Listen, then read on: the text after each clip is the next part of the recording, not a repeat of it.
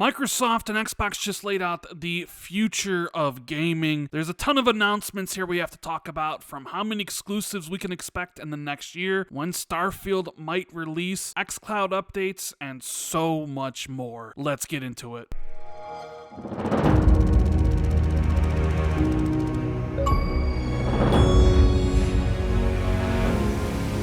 What is going on, everybody? This is Randall419, the man with the million, back again with another video. 3 videos in a row. Haven't really done this in quite some time, but I'm pretty excited, hyped for the Xbox Showcase on June 12th. And I just got done watching the Summer Games Fest, but we're not going to talk about that. We're going to talk about all the big announcements and updates that Xbox dropped today ahead of that show. So if you guys could do me a big favor, make sure you hit the like button, subscribe if you're new, and please share this out on social media. Thank you guys so much for watching. It means the world to me. Alright, so Microsoft invited myself, press, and other content creators earlier in this week to listen to a discussion about the future of the Xbox platform. We got to hear from Phil Spencer, Sarah Bond, Matt Booty, about what Xbox is going to look like in the next 20 years. And we had some big updates and announcements regarding xCloud and how Microsoft is basically going everywhere. Todd Howard talked a little bit about Starfield, and there's some interesting things pointing to when it might actually release.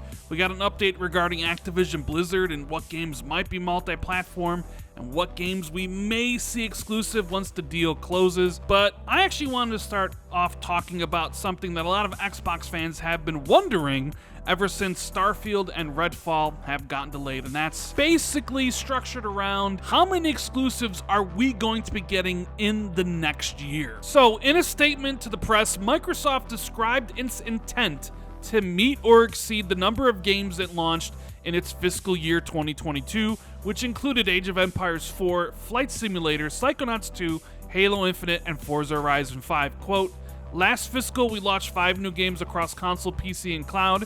We are on track to meet or exceed that amount in the next fiscal." This is some pretty good information to have because it gives us an expectation of what we can expect for the next year. So Microsoft's fiscal year runs from basically July to the end of June. So in the next year timeframe, I'm going to speculate and try to guess what games we are going to get. Obviously, Redfall, Starfield, Bethesda's already said that those games are going to be launching the first half of next year. So we already have 2.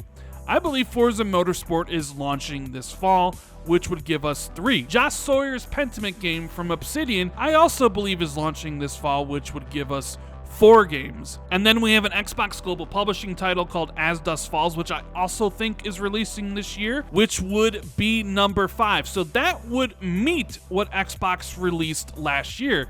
But they said they're on track to either meet it or exceed. So we potentially could see more games release. I know there's a rumored Gears collection that possibly might be coming out this year. There's some other titles like Deathloop hitting Xbox and Ghostwire Tokyo hitting Xbox next year. I don't know if Microsoft would count those, but there's a bunch of other games that could release, so we might actually see Microsoft potentially release up to 8 games in the next year, and that's what people want to see. And I want to talk about Starfield for just a minute. I know everybody wants to know when it's going to release. There's a good chance potentially you might get the new release date this Sunday at the showcase. During this press briefing, Todd Howard did say that they are busy putting the finishing touches on the game. And it's interesting because if you go to the sign-up screen for Xbox Game Pass, you can see here at the very bottom the fine print with the star. It says Starfield expected early 2023. And this information has gotten people to speculate that perhaps we might see Starfield as early as February, like maybe 2/3/23, or perhaps 3/3/23. Either way, it looks like Starfield's coming sooner than people thought. Let me know when you think Starfield is actually going to launch in the comments below. One of the big announcements of this press briefing was in regards to the Xbox app coming to smart TVs. We know that Xbox has been really focused about extending their ecosystem to literally every device on the planet so 3 billion gamers can play. And Phil Spencer's always said, hey, we want you to be able to play the games that you want on the device that you want, with the people that you want, anytime you want. And Xbox has been making strides to make this a reality.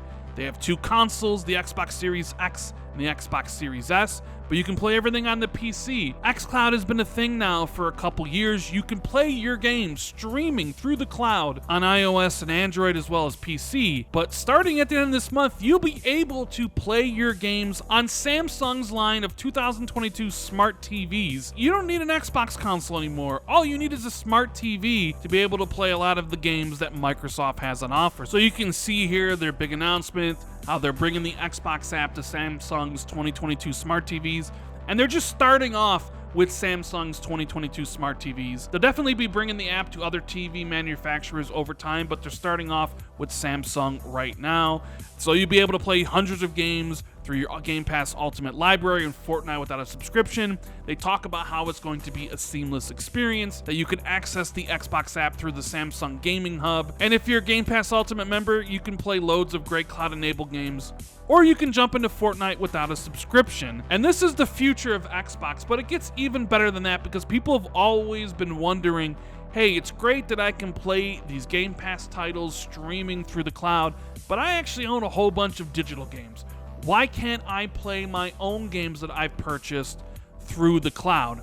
And it sounds like at the end of the year, that actually is going to be a reality. So you can see here that Microsoft says that you can get more out of your Xbox Game Pass membership, and we're excited to share that later this year, it's our intent to roll out the ability for Xbox Game Pass Ultimate members to play from the cloud select games they already own or a purchase outside the Game Pass library. It really does seem like we're entering into the future that Phil Spencer and his team over at Xbox have talked about all those years ago. All the cogs are falling into place. xCloud is on mobile devices and PC, and now it's finally coming to smart TVs. And I think that opens up a lot of avenues for discovery. I mean, you have to picture it like this. You turn on your TV, there's an Xbox app right next to your Netflix and your Disney Plus. Someone who really isn't into gaming might think to themselves, you know what, let me check this out, let me play some games, and perhaps they become fans. They spend more money, etc., etc., etc. And if they become big enough fans, you know what, maybe they decide to buy a console. So it opens up a lot of avenues of discovery and possibilities. Microsoft also announced Project Moorcroft, which is a program that brings the fun and discovery of playing new curated demos of upcoming games to Xbox Game Pass members. So the program will start rolling out next year, beginning with the focus on providing independent developers from around the world more opportunities to build excitement for their games, and participating developers will be able to see how their demos perform and be compensated, enabling them to bring their creativity to Xbox and reach new audiences. Now, I already see this one being very divisive because people were in an uproar about Sony locking full game trials behind the highest paid tier of PlayStation Plus, and here you have Xbox basically locking demos behind Xbox Game Pass. There are going to be quite a lot of people that don't like this, that the idea of locking demos behind a paywall like Xbox Game Pass isn't a good thing. They feel that demos should be available to everybody on the platform, but Xbox is looking at this like, hey, we're bringing more value to our Game Pass subscribers, and the developers are getting something out of it as well. Normally, they'd be creating these vertical slices anyways to bring to show floors like PAX and E3. And Sarabon talked about, hey, if you spent a little bit more time maybe polishing it up, you can put it on Game Pass, get some valuable feedback, and Microsoft will pay them for it. So Microsoft sees it as a win-win. Developers would get important feedback while building their game, and they would get paid, and Game Pass members get another perk. So let me know what you think about having these demos behind Game Pass in the comments below. The last thing I wanted to talk about was the Activision Blizzard deal. There's been a lot of discussion very similar to Bethesda about what games are going to be exclusive and what games potentially might be multi-platform, and Matt Booty had a little bit more to say about it during this press briefing. So speaking during a briefing for the media, head of Xbox Game Studios Matt Booty addressed the issue of exclusives and tried to put fans' mind at ease about existing multi-platform games they might love outside of Xbox. Quote, "If we acquire a game that comes with a big community across a number of platforms, the last thing we want to do is take something away. If anything, we feel that it's our job to be caretakers, to be shepherds, to continue to build and nurture that community, not to cut it up into pieces and try to take some of it away." However, Summerford did make clear that some games will be exclusive. These would presumably be brand new titles from Activision Blizzard developers rather than existing ones.